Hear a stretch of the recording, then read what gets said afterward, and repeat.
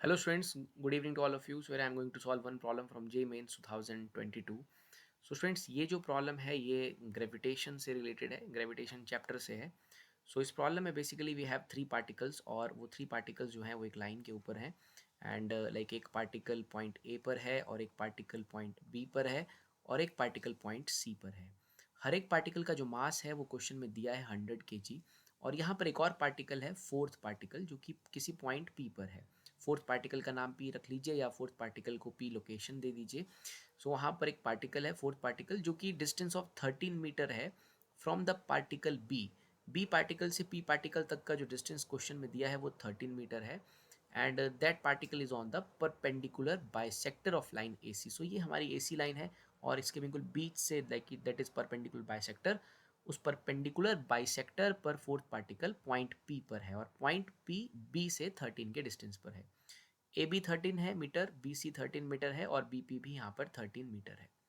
और हमसे क्वेश्चन में पूछा जा रहा है कि पॉइंट पी पर या पार्टिकल पी जो है वो फोर्स एफ एक्सपीरियंस कर रहा है, ग्रेविटेशनल फोर्स एफ एक्सपीरियंस कर रहा है, तो हमें उसी एफ की वैल्यू फाइंड आउट करनी है.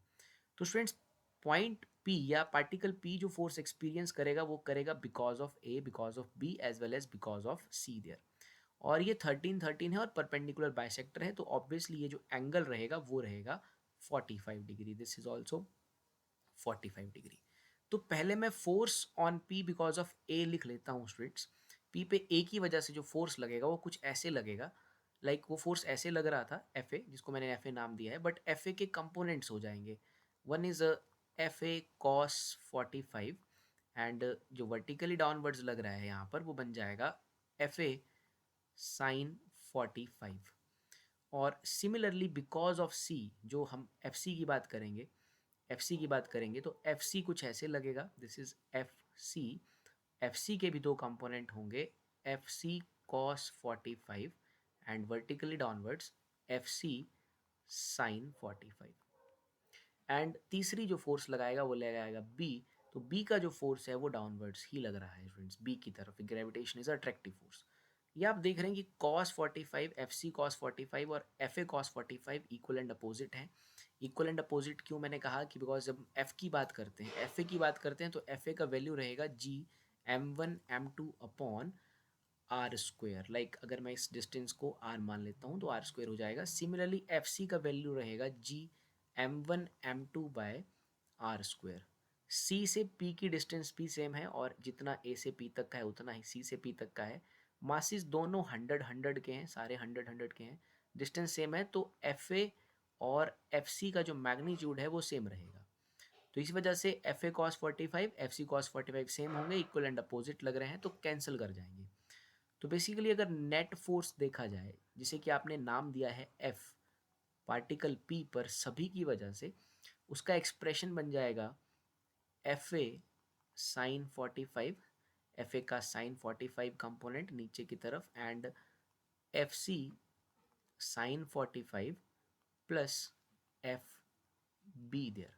तो स्टूडेंट्स ये एफ का नेट एक्सप्रेशन है और हमें यही जो एफ है वो अब कैलकुलेट करना है. और ऑप्शन जो हमारे दे के रखे हैं ग्रेविटेशनल कांस्टेंट की टर्म्स में दिए हैं. सो बहुत ही सिंपल सवाल है जिस पे आपको बेसिकली सुपर पोजिशन प्रिंसिपल का इस्तेमाल करते हुए एक पार्टिकल पे नेट फोर्स निकालनी है बाकी पार्टिकल्स या बाकी मासेस की वजह से. ग्रेविटेशन फोर्स का ये सवाल है. सो एफ ए को हम स्टूडेंट्स हम देख लिया कि हमने जो एफ ए और एफ सी हैं उनका मैग्नीट्यूड सेम है तो हम ये लिख सकते हैं F sine 45 plus F sine 45. F की जगह हम लिख लेंगे it simply G M M upon, like अब मैं यहाँ वैल्यूज़ लिख लेता हूँ. लाइक ये 13 है, ये 13 है तो पाइथागोरस थ्योरम की मदद से हाइपोटेन्यूज आ जाएगा 13√2 और ये भी आ जाएगा 13√2.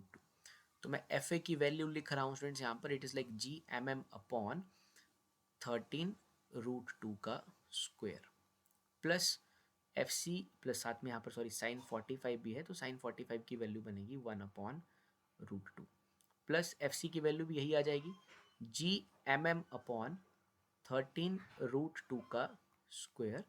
यहाँ आप ध्यान से देख सकते हैं कि सी से पी तक का जो डिस्टेंस है वो 13√2 है इंटू साइन 45 इज 1/√2 प्लस अब हमें एफ बी लिखना है, एफ बी का एक्सप्रेशन आएगा G M M upon distance का स्क्वायर। तो बी से जो पी तक का डिस्टेंस है वो बेसिकली 13 है, तो इट इज़ लाइक 13 का स्क्वायर। तो स्टूडेंट्स अब आप इसे सिंपली सॉल्व कर सकते हैं। आपके पास जो एफ आएगा उसमें आप कॉमन ले सकते हैं, जी एम एम को आप कॉमन ले सकते हैं।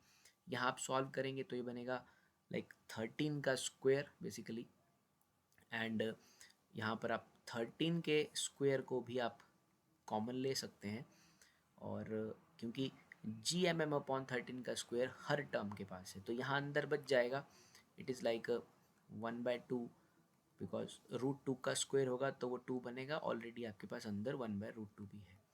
एंड प्लस सिमिलरली यहाँ भी यही सिचुएशन है इस एक्सप्रेशन के साथ भी, इस टर्म के साथ भी। So it is 2 into 1/√2 plus 1, ये तो पूरा का पूरा बाहर जा चुका है। सो आई होप इसे आप सिंपली सॉल्व कर लेंगे, प्लस माइनस करके मासेस की वैल्यू आपको गिवन दे के रखी हैं, 100 मास की वैल्यू है, जी को आपको जो है वो सॉल्व नहीं करना है। ये हमारे पास मासेस 100 के हैं, 100 इंटू 100, एंड 13 का स्क्वायर हमारे पास 169 है, और इसे हम अंदर सॉल्व कर लेंगे। It is like 1/2 plus 1/2 √2 plus 1 there. Students after solving all these terms, इनको मल्टीप्लाई डिवाइड करने के बाद आपके पास जो लास्ट में आंसर बचेगा वो बचेगा सिंपली 100 इंटू कैपिटल जी। तो 100 आपके पास लास्ट में आंसर बचेगा। सो ये जो हमारे पास ऑप्शन है यहाँ पर 100 जी, ऑप्शन बी, ये इस सवाल का करेक्ट आंसर है। तो इस तरह से इस क्वेश्चन को करना है, नेट फोर्स निकालनी है, कुछ फोर्सेस आपस में कैंसिल हैं और जो लाइक नेट फोर्स बन रही है हमने सॉल्व कर लिया। Thank you very much.